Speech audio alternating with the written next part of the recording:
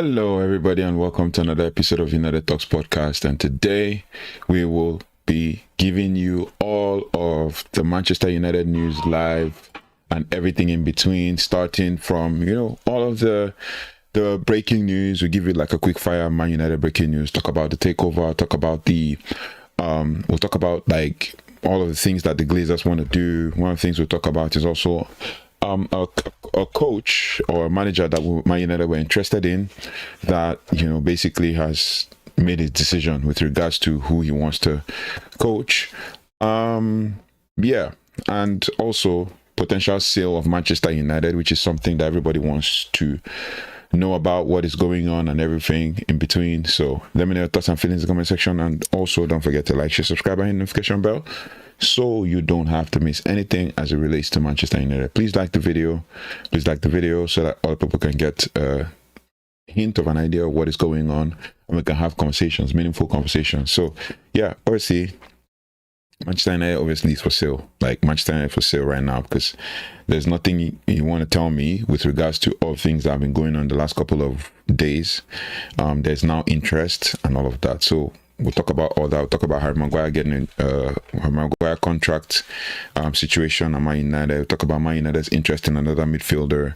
We'll also talk about a whole lot of other things. And yeah, we did a deep dive, which we're going to kind of focus more on in another video, where we talk about all things, especially with the problem at Manchester United. So like I said, let me know your thoughts and feelings in the comment section as we continue to build momentum towards the next week, this week that we're entering before the Premier League is back. So first, we're going to run through the daily Manchester United news as regards to what has happened in the last 24 hours. We'll first start with daily Manchester United news roundup for the last 24 to 48 hours.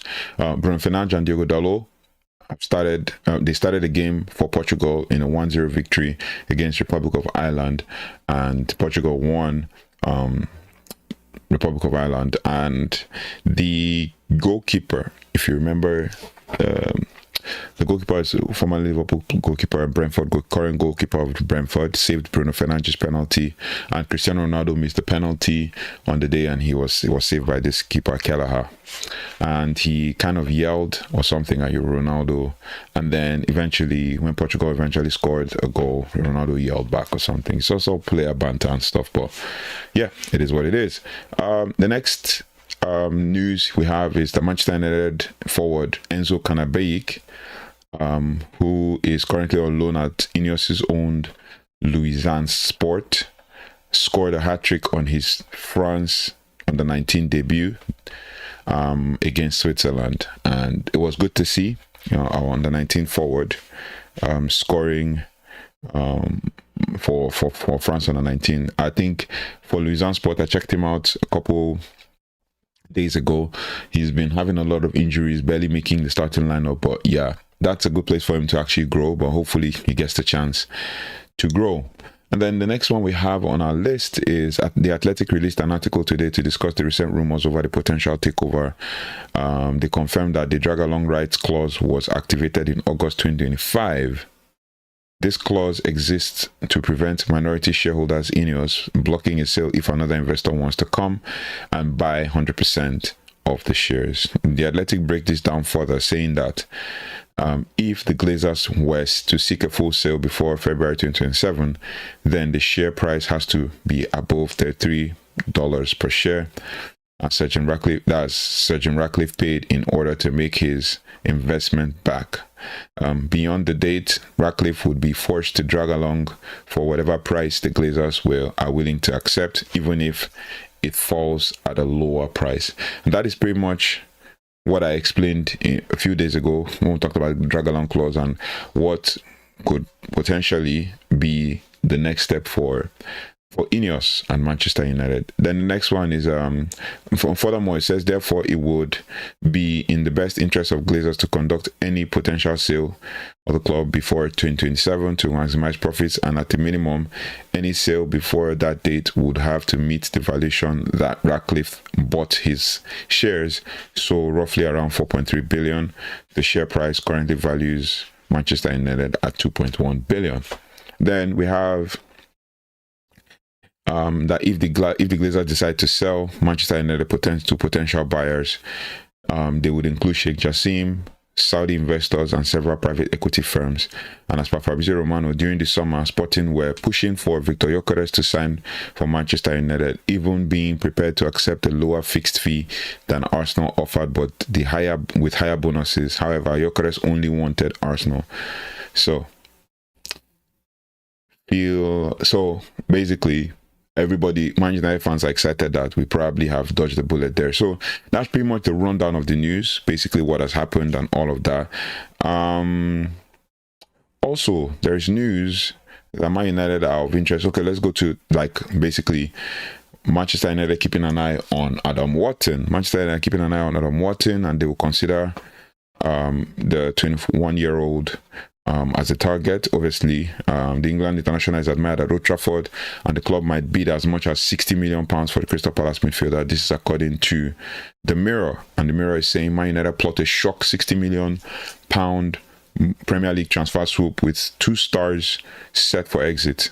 Man United want to strengthen the midfield and eyeing a Premier League star who Red Devils boss Ruben Amorim has become a big fan of after keeping tabs on his talent. Manchester United are planning to launch a £60 million move for Crystal Palace star Adam Wharton, with club bosses believing a bid in the region of around £60 million will be good enough to tempt the Eagles to sell the sought-after playmaker. Also, the Red Devils were unable to strengthen the midfield in summer despite being one of their priorities, but they have plans to do so ahead of the next season, with Ruben Amorim's preferred pairing of Casemiro and Bruno Fernandes coming under scrutiny this season. Amorim had kept close tabs on his progress. That's Adam Wharton's progress at Selhurst Park, and has become a huge fan of the midfielder as per the Daily Star. So these are all pretty much rumors, and the Portuguese coach is said to believe that the talented 21-year-old has the technical abilities to be a huge success at Man United. Report adds that both Kobbie Mainoo and Casemiro are expected to leave Old Trafford, and that is where I'm coming to, and that's where it's really sad to see, especially in the case of Kobbie Mainoo. The former, which is Kobbie Mainoo, has not made a Premier League start this term and could move to Napoli on loan in January, while Casemiro is out of contract next year. Which I was saying, if Kobbie Mainoo could just wait, because Casemiro is out of contract next year, then there is even Bruno could potentially leave as well, which gives him time. But it is what it is. Wharton is one of the most sought-after talents in Premier League, following a remarkable rise in the last 2 years. Obviously, and now he has Premier League experience. United's target became one of Blackburn's top stars before joining Crystal Palace from the Lancashire club for £18 million in February 2024. Wharton quickly settled into the Premier League and earned a spot in Gareth Southgate's squad for the Euros last summer. Also, the midfield ace has earned integral role under Oliver Glasner at Palace as they end FA Cup success and qualify for European football. Wharton's reputation only continues to grow, and obviously Kobbie Mainoo is of interest to other clubs, and there's a chance he could go to Napoli. So that's about Adam Wharton. Now, there was a report yesterday. This one, I take it with a pinch of salt, obviously, because of the people that are interested in this, and that is from The Sun. The Sun are saying that Man United are interested in Thomas Tuchel, should they sack Ruben Amorim. Which brings me to what is happening, because obviously, Sir Jim Ratcliffe came out to say that he would, in his position, give Ruben Amorim 3 years to prove that he's a good manager. And I thought that obviously what he said was supposed to shut the media up. But no, it basically continued. When they stopped, they continued, and they analyzed and scrutinized everything that he said. But obviously, Thomas Tuchel has ruled himself out as a potential. So he says Man United rule out, this according to the Sun, Man United rule out Thomas Tuchel as potential Ruben Amorim replacement despite holding talks with the England boss before. So which means it's because of the link, this is according to Samuel Lacoste, this is because of the links before they're now bringing up whatever they brought up. Thomas Tuchel will not come into Manchester United's consideration if they dismiss Ruben Amorim mid-season. The England coach 52 was coveted by Manchester United when they contemplated sacking Erik ten Hag and he met with co-owner Sir Jim Ratcliffe.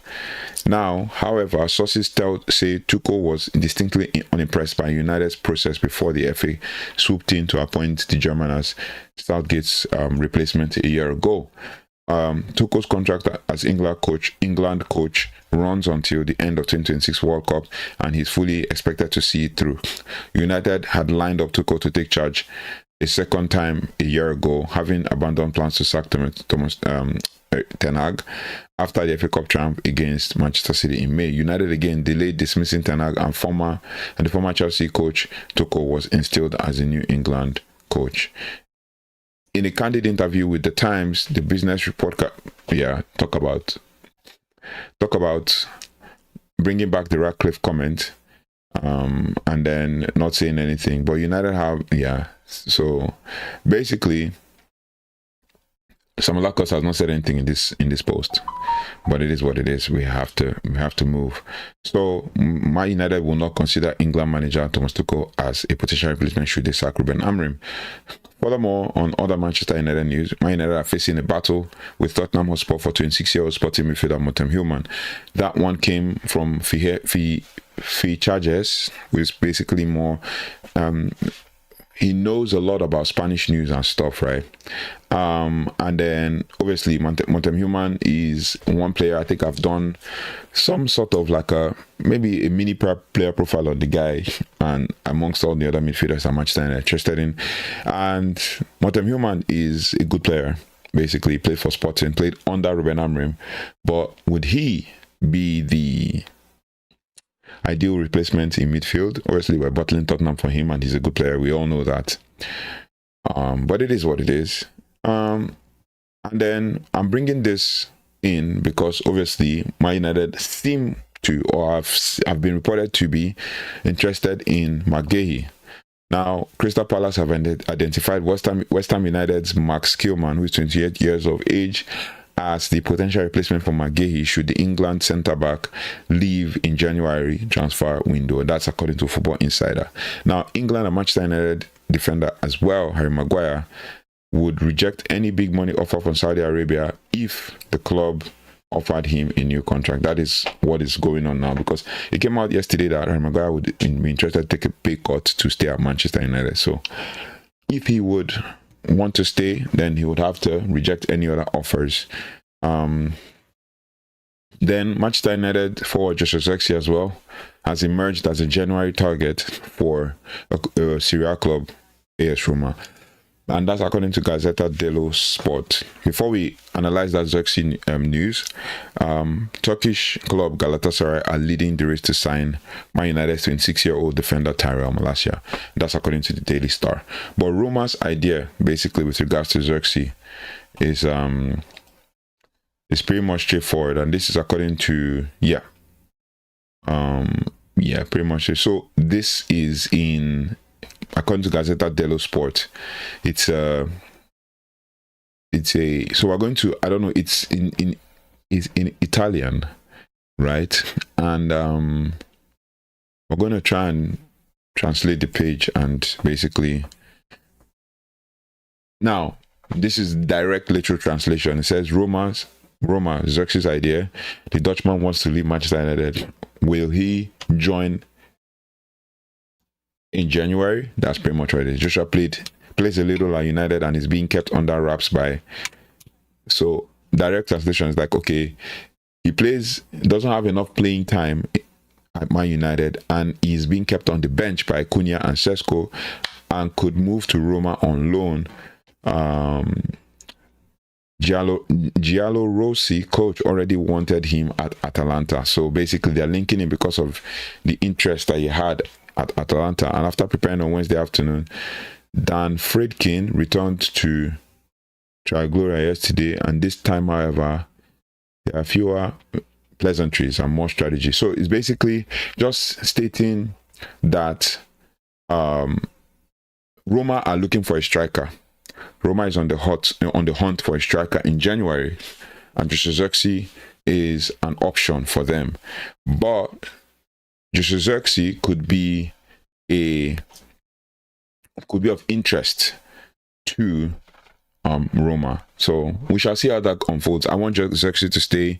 But obviously, if Benjamin so he's like the third striker, because if Benjamin Sesko is out, Cunha is there. If Cunha is out, Benjamin Sesko is there before they consider Zirkzee. But I also like Zirkzee as a 10 too.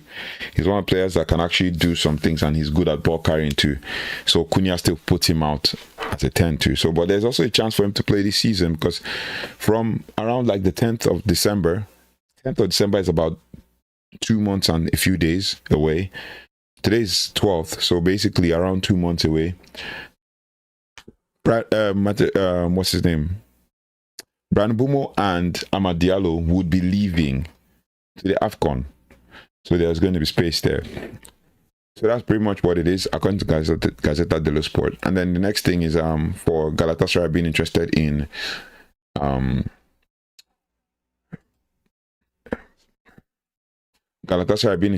Taya Malaysia. There's also a chance that they put Malaysia on their summer shopping list and are confident of luring him to Istanbul. Malaysia made his mind up to leave Man United at the end of this season. So basically, due to injuries hampered his career at Man United, and he's leaving.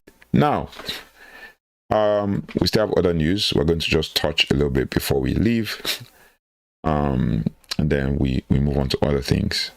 Now, speaking of the Harry Maguire contract, Manchester United have made an official contract proposal to Maguire's camp in the last hours. Sources have confirmed.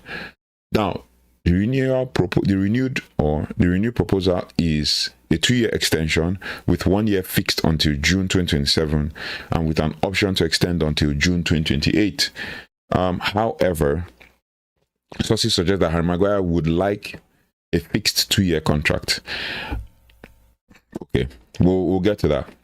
As part of the new deal, Maguire's wages would drop from around £190,000 a week to £120,000 a week, in line with the club's new wage structure, and this is not expected to be an issue for Harry Maguire. So he would choose to take a pay cut to stay at Manchester United. I know most fans don't want that, because obviously we should be moving on from players who are, have stayed long in the club and they've overstayed their welcome, right? Harry Maguire's current contract expires at the end of this season, with concrete interest from several Premier League clubs keeping a close eye on his situation. However, Manchester United want to keep Harry Maguire at the club due to his experience, leadership, and influence both on and off the pitch. Also seen as an important figure in the dressing room. Talks continue and decision to follow. So Maguire's contract, the contract for Maguire has been offered. So it all boils down to, it all boils down to a couple of things. Boils down to what impact it has in the team and all of that, and how he intends to make that impact worth it and stuff. So it is what it is. I don't know what you guys think about the Maguire situation. Many people want him to stay, many people want him to leave. It all boils down to a couple of things. So, yeah. Now, speaking of the women's team, we're just going to touch on the women's team a little bit. They were one goal down earlier today against Everton at the Dickinson Stadium, and they came from one goal behind to score 4-1 and basically maintain the unbeaten record. And there's a player who is in focus today, and that player is Jessie Park. So the focus was on her explosive start as Man United's move pay off. When Jessie Park, she left Manchester City to join Man United. That's the story of everything. Now, some considered it a sideways step, but she's already showing why it's a smart decision. 23-year-old had regular game time at City during her 8-year spell there, and had broken into England squad, impressing on the international stage. So she spent 8 years at Manchester City. But but the fellow England midfielder Grace Clinton moving the other way, Park saw a challenge she wanted. So Grace Clinton moved to Man City and Park moved to Man United. Now, scoring 2 goals off the bench against Everton in a 4-1 victory on Sunday was the latest demonstration of what she has brought to United. Now, there seems to be a partnership between Jesse Park and Ella Toone, and it was surprised to see Park not on the starting 11 as United plotted to spoil Everton's first WSL match at the new Hill Dickinson Stadium, but it was all part of a strategy designed to unsettle the host. Since her move in the summer, Park has become a key figure for manager Mark Skinner, playing alongside Ella Toone in an attacking midfield setup that is flourishing. So obviously, she came on today and scored 2 goals, and it was super interesting. She seems to be doing really well for a 23-year-old, and long may it continue for the Manchester United women's team. Then, if we're going to talk about other things with regards to Man United news, yeah. Now, I like this analysis. I'm going to talk about this. If Manchester United sign Adam Wharton, because Man United are interested in Adam Wharton. If Man United sign Adam Wharton, then Kobe Mainoo is out the squad. It means that basically Kobe Mainoo is out the squad. Then if we sign Baleba, he still doesn't have a place. We sign Elliot Anderson, he still doesn't have a place. So, the guy says, MUFC needs to understand this and make peace with themselves. We might just sell him. And that's very sad to see for a key player like, or a star player like Kobe Mainoo, who's breaking into the starting lineup and all of that. But yeah, what do you guys think about the whole Kobe Mainoo situation? Because I know many people want him to play for Man United, but it doesn't seem to be the case. And Amorim, it's not that Amorim doesn't rate him, it's just I don't know where he fits in this team. I want Kobe Mainoo to succeed at Man United, being that he's an academy graduate and stuff, and he's a good player.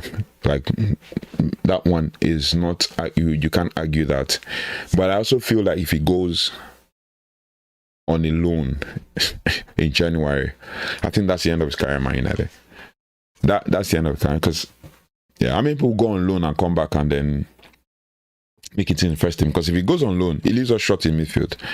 And then if you sign a player, that's it. That's pretty much his replacement. Even if it's a short-term deal, that's pretty much his replacement. So he's stuck between a rock and a hard place, and he has to think about it. Yeah, I already brought you the news that Harry Maguire is rejecting a big move to Saudi to stay at Man United. But there's this one that came from the same features as well, who said that Man United have their eyes on Rafinha. This has been brewing for the last couple of days. They have their eyes on Rafinha, and Barcelona would demand around 120 million euros for the Brazilian. Another Brazilian for over 100 million euros. I don't think we should go for it, but it is what it is. I don't think we should go for it. That's the end, basically. I'm not going to talk further. Yeah, I'm not going to talk further on it. We should not go for Rafinha. I know he's a good player and stuff, but I think his time in the Premier League is done. Yeah, that's pretty much most of the news that we have. We're just going to break down a lot of things.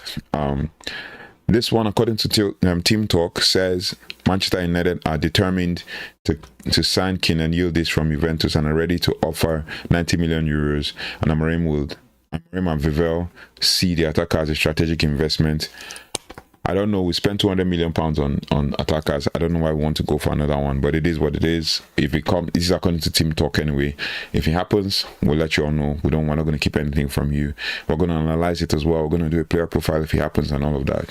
Manchester United are set to battle Tottenham Hotspur, which I already talked about for Matem Human. Same features as well. And then speaking of Zinedine Zidane talked about his return to coaching, return to work. And he's of interest to Manchester United. And he came out today to say that he will not coach at Man United. Instead, he would replace the Shams in France. I've known this for weeks because I talked about it somewhere on another channel where I talked about him coming back to coaching, but he was going to coach the French national team. Now, he said, these are his quotes. He says, for sure, I'm returning to work as head coach. That's my plan. My dream is to manage France national team one day. Let's see. You know, it was said that he said this at Festival dello Sport. So, yeah. Someone asked the question, what if that's according to Fabrizio Romano anyway.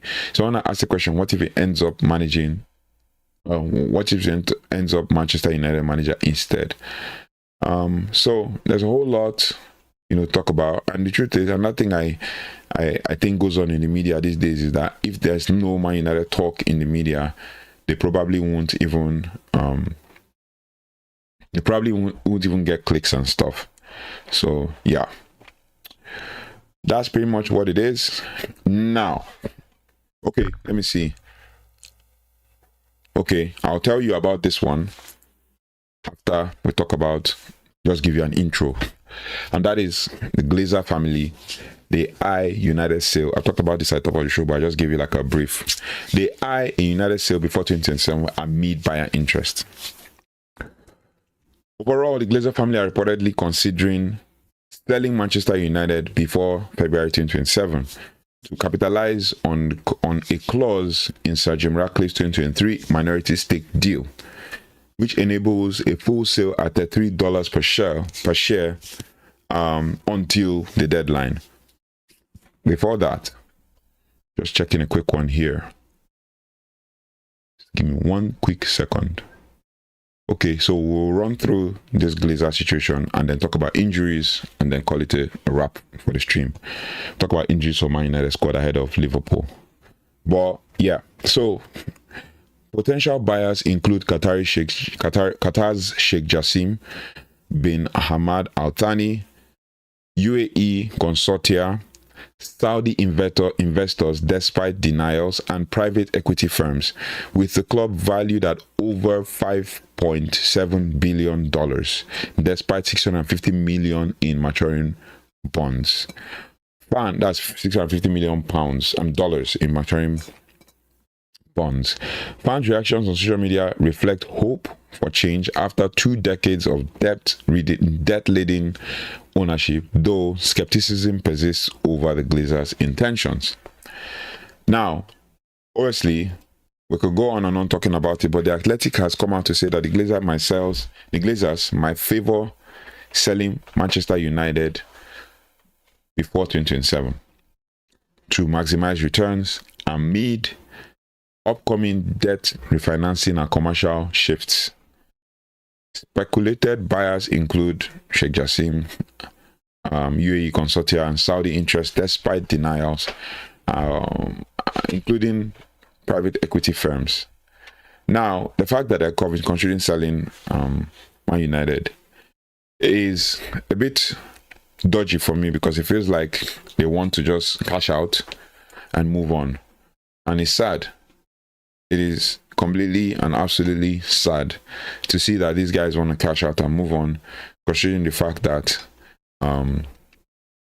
there's a whole lot that they've done that has actually cost Man United what Man United is facing right now with regards to what they've done. We'll just kind of check out that Athletic article and then tell you what we observed. This is according to Laurie Whitwell in the Athletic. So yeah, we'll just check out the Athletic article and basically analyze it as it is. So just give me a quick second as I try to check out the article. So hear this. This is according to Laurie Whitwell, right? He said Manchester United ownership latest as Turkey Al Sheikh's tweet. Give me one quick sec. So as Turkey Al Sheikh's tweet, drag along rights and who could be interested. Abraham Glazer, co-owner of Manchester United, and Jim Ratcliffe, co-owner of Manchester United in Bilbao. He said Manchester United power brokers gathered in Switzerland. Yeah, so let me just give you. Yeah, so I'll give you this analysis after reading from Laurie Whitwell's article. They gathered in Switzerland for one of their regular executive committee meetings. The ESCOs typically held each month are led by co-owner Sir Jim Ratcliffe. Sir Jim Ratcliffe, and usually feature at least one of Joe Glazer and Avram Glazers. Now, Ineos leadership and United Chief Executive Omar Berrada is also involved in that meeting. The atmosphere had been lifted by the Premier League.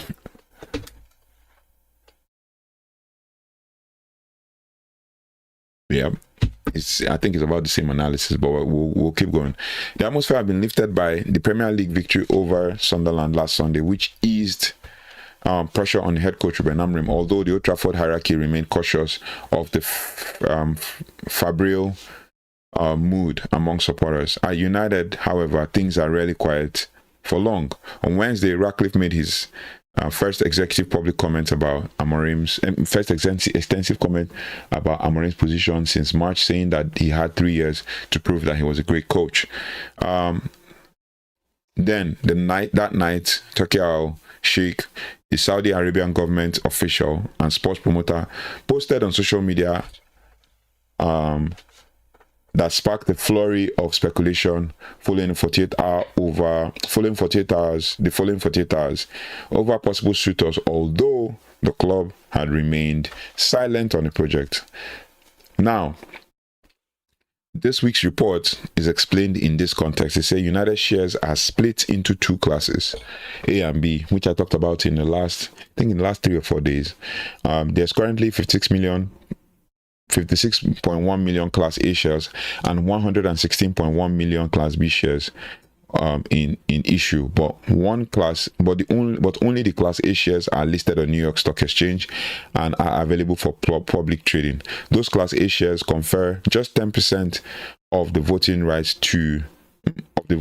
of the Class B, and the latter of which is principally held by members of the Glazer family across the stakes of Joe 14%, Darcy 14%, Brian 13%, Avram 10%, Kevin 9.72%, and Edward 8.95%.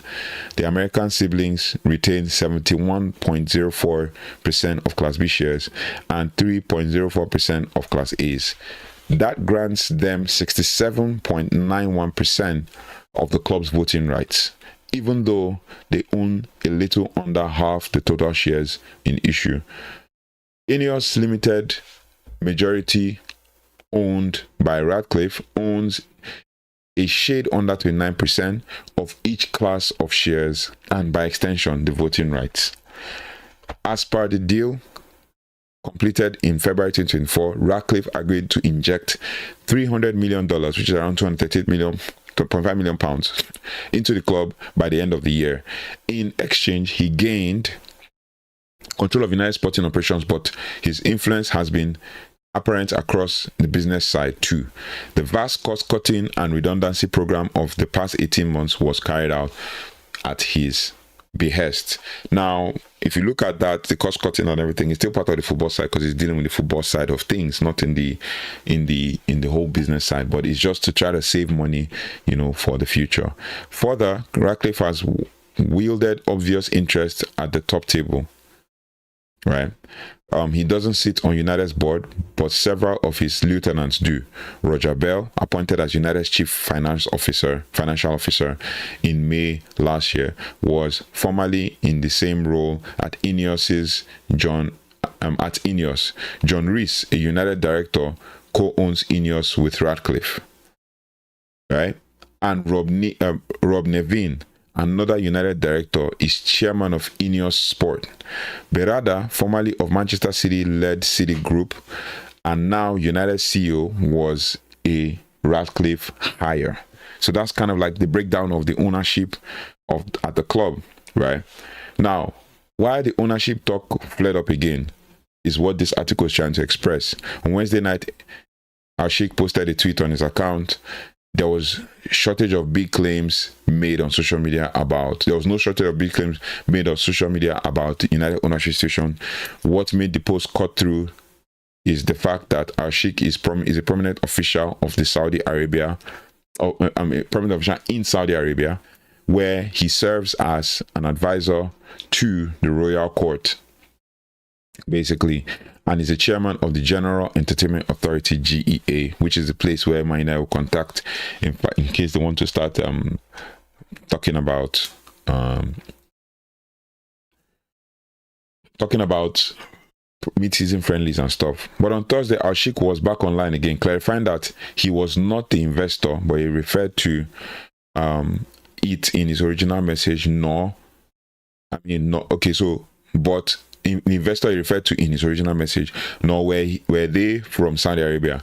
He said, obviously, we've talked about that post and we've analyzed it and all that. So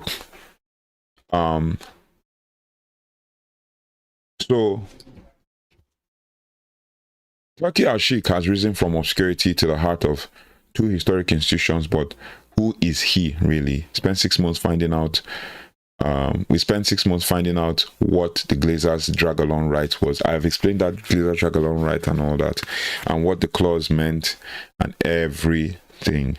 So, yeah. Now, pretty much straightforward on what this article was trying to analyze and what the article was trying to say and everything. Just kind of breaking down the entire details of who is involved in what and what they are planning to do and what they intend to make of, the sale. Now I'm going to read this analysis. Maybe it's pretty much the same thing, but this is by United exclusive. Manchester United's executive committee held a meeting in Switzerland after the Premier League win over Sunderland, and the calm was short-lived. Now, this is where I was going to. First and foremost, the club share structure features Class A shares, publicly traded on stock exchange and everything. A potential sale could value United at a minimum of £5.7 million. $5.7 million before 2027, right? Surpassing Chelsea's record, though the current share price is around $16, right? He also said, which values the club at around 2.8 billion. Post 2027, Ratcliffe loses his price guarantee, potentially lowering the deal threshold. Now, the Glazers might favor selling sooner to maximize returns amid upcoming debt refinancing and commercial shifts. Speculated buyers include Sheikh Jassim, who previously bid unsuccessfully, Saudi interest despite denials, and UAE consortia and private equity firms, though any process would be protracted due to regulatory and stakeholder complexities. So, like I said, there's nothing I know there's no smoke without fire. I know that we can always fall back to all of these and, say to ourselves, you know what, let's sell the club. But the truth is, we as Man United fans need to be careful what we wish for. But also, on the other hand, you look at it and you say there's a possibility that, the Glazers would sell. And if they sell, they might want to maximize profit and all of that. Those are all good things to think about. But also, you want to know, who are the owners that are coming in? Do they have the club's interest at heart? Do they believe that they can make the best out of the situation, clear the debt, obviously, which is what everybody wants. Every Man United fan wants the new owner to clear the debt, and basically, because if there's a debt refinancing, there's obviously going to be a loss on the side of the Glazers, looking at the way things are panning out and all that. I could come out here and try to explain to you the whole financial situation, but I don't think you want to hear the whole jargon. But the truth is, Man United is potentially going to be on the market. So we have to just keep our eye out and listen and know what is going on and all of that. There's an injury. So speaking of the team, there's an injury update on Aiden Heaven. Manchester United's young defender Aiden Heaven suffered a knock during England's under-20s match against Switzerland. Heaven suggested required treatment and was substituted at halftime. England's under-20 coach Ben Fletcher downplayed the injury, suggesting it was not serious.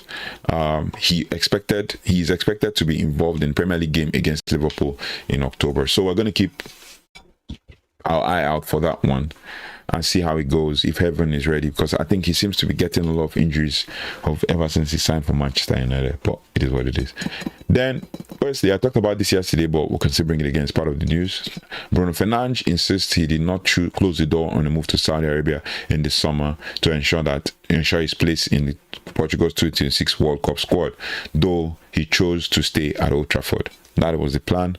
Rumors still persist that his mind could change if the opportunity arose next summer, which is what most Man United fans will want. I mean, Bruno has served very well at Man United and all of that. But Fernandes stated that he hasn't held talks about a future move to Saudi Arabia, and is happy at Man United. There was also a report yesterday that he would rather stay at Man United than move to Saudi, or stay in Europe than move to Saudi yet. So we'll keep our eye out for that. Whatever happens, we'll let you know, and everything in between. And then obviously Ruben Amorim's position and Ratcliffe's stance. We already said that, Ruben Amorim has given 3 years to prove that he's a good coach, and everybody doesn't like it. The media is in outrage. Everybody's so annoyed. Everybody is like basically feeling some type of way basically about it. The media is in outrage, and that's the only thing I can say. People don't like the fact that Ruben Amorim has given time, to turn things around at Manchester United and everything. We talked about the stadium seat license and all of that. So this one is still speaking on the Adam Wharton situation, and I think that's where we'll kind of wrap it up.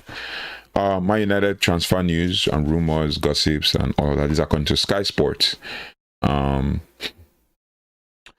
brought you an analysis 2 days ago, speaking of Michael Owen's criticism of ex-players, and saying that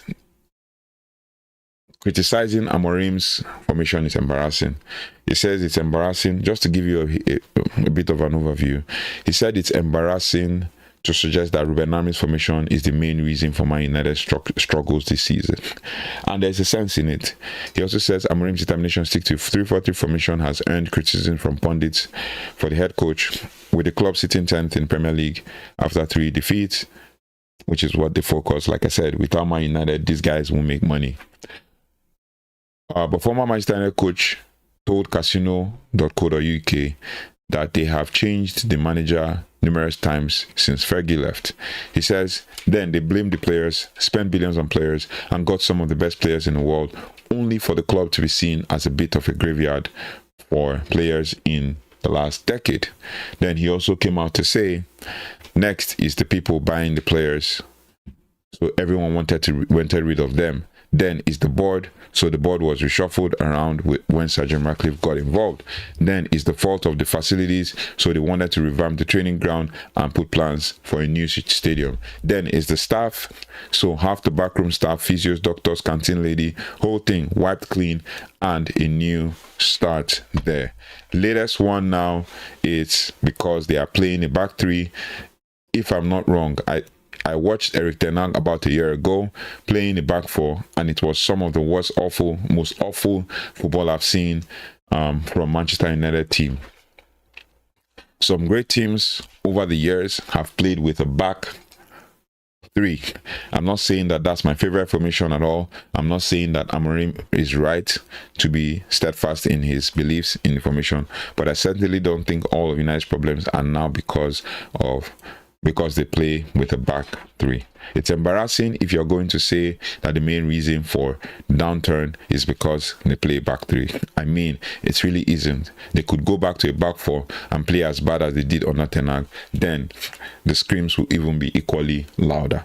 Now, what Michael Owen has just described in just simple terms basically is that my United problem is deeper, and I did it in the live stream yesterday when I talked about the 4 major issues that Man United faces, and I brought about 4 solutions to those issues. Go watch that live stream. It's very educative. You can tell like the knowledge that went into that deep research, and Michael Owen has pretty much stated it here. Because what's the point of criticizing a formation that was brought in for the players to play when all the formations that you're calling for to be played according to adapt to the strength of the players is the same formation that failed us last season? And pretty much more than half of those players, barring I mean, more than half of those players are still in the squad right now. And you think of the fact that we sold some of our wingers to get Mateus Cunha and Bumo and Benjamin Sesko and Diego Leon, and then you come and you say, oh, switch to a back four again. It's counterproductive. It's counterproductive. So that's pretty much what it is. Then another one, which is the one that's going on right now. I think maybe let's see, the game might be over by now. 87 minutes. Rasmus Højlund scores again. He just continues to score. And I told you guys the reason why this is happening. I said it because Manchester United on loan striker Rasmus Højlund carried a strong form from Serie A with Napoli into the international break with his first half double for Denmark in a 6-0 thrashing of Belarus. Now he has scored again. He scored against, and the game is still ongoing. He scored against, and he subbed off at the 70th minute. He scored against Greece. I think in their World Cup qualifier.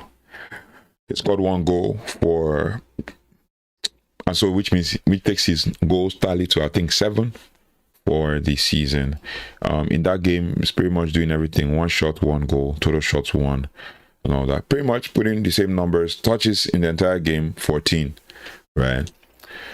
But someone come and tell me, oh yeah, since he left Manchester United, is doing well. We can't deny the fact that he's doing well since he left Manchester United, but the fact still remains that Rasmus Højlund is playing without pressure, and that's a fact. He's playing without pressure. He's playing without anything bothering him. He's playing without, having to worry about, if he doesn't play well, if he plays well.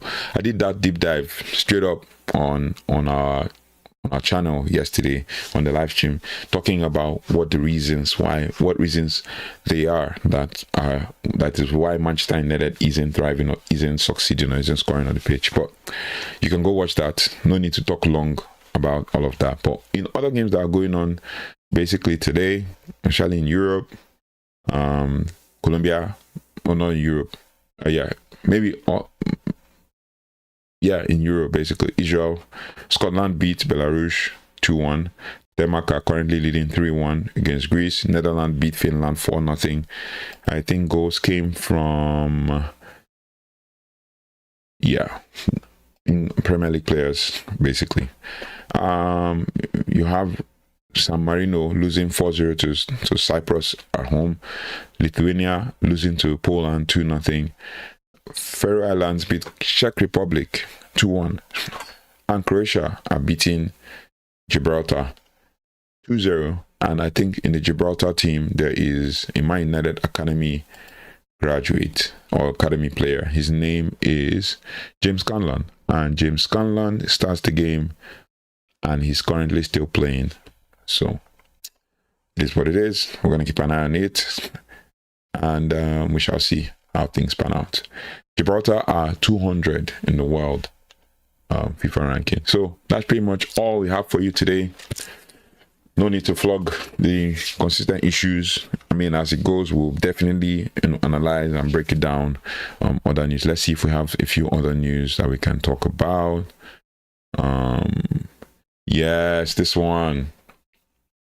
Real Madrid keen on signing JJ Gabriel. JJ Gabriel has been raising eyebrows with the kind of player, how massive he is and what he has been able to do.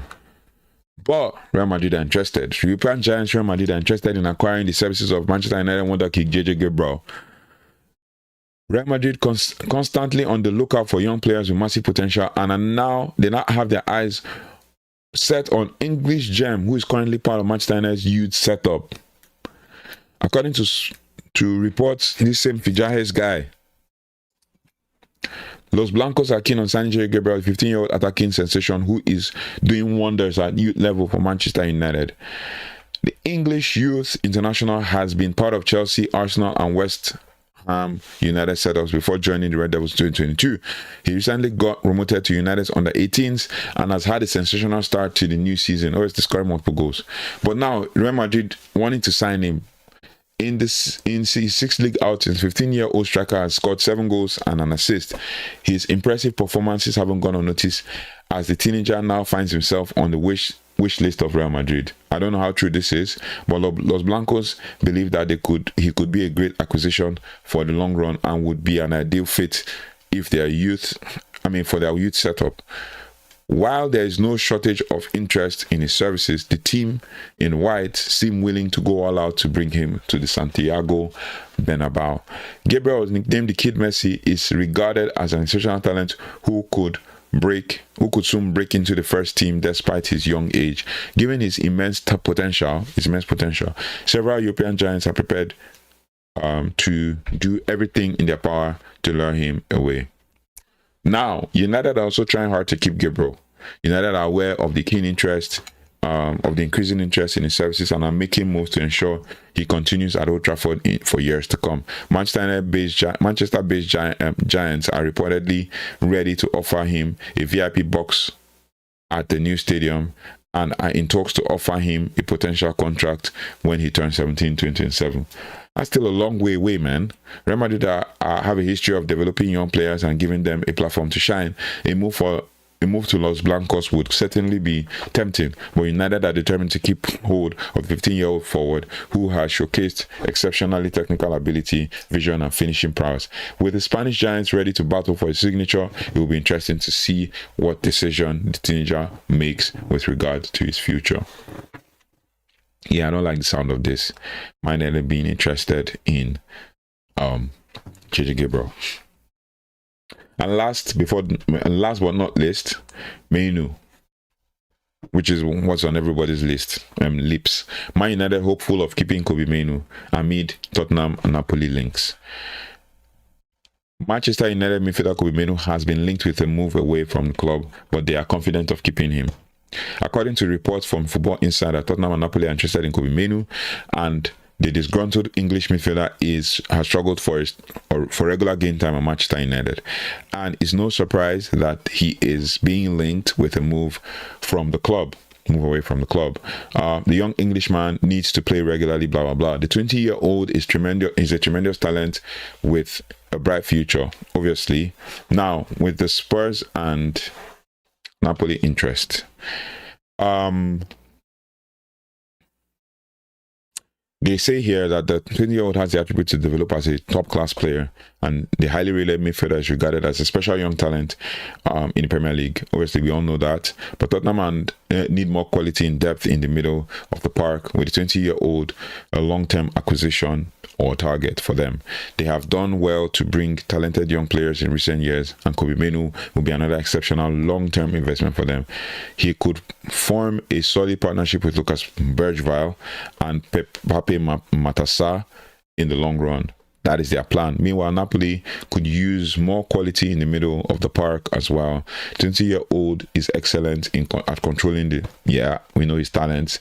Napoli have previously signed Scott McTominay. We know that for a fact.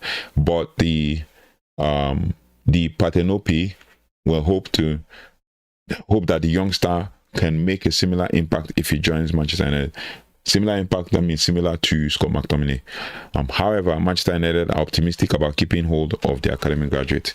So they talk about it, they bounce around a lot, and when they finish bouncing around, they'll tell us, oh, Manchester United hope that they can keep him. So it's pretty much straightforward. Like, yeah, obviously we're interested in Kobe Mainu. We want him. We're interested in keeping Kobe Mainu. We want him to stay, but it is difficult to actually keep a player like him, especially when there's interest from clubs like Napoli and stuff. But it is what it is. Let me know your thoughts and feelings in the comment section. We can talk on and on about the whole community situation and all that. Let me know your thoughts and feelings. We're going to keep building. We're going to keep building momentum and increasing, the pressure on the club to deliver. And hopefully, Kobe Mainu gets a chance to play and gets a chance to show what he's made of.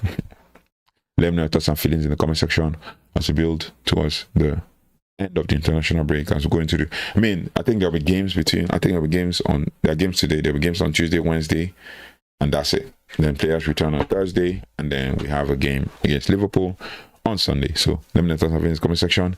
That's all we have for you for today. I'll see you on the next one. Thank you so much for watching. Thanks so much for liking, sharing, and subscribing. I don't take these I don't take your comments and your likes and shares and all that for granted. Let's build momentum together. Let's definitely continue to build a community together. So I'll see you on the next one. Take care. Goodbye and God bless.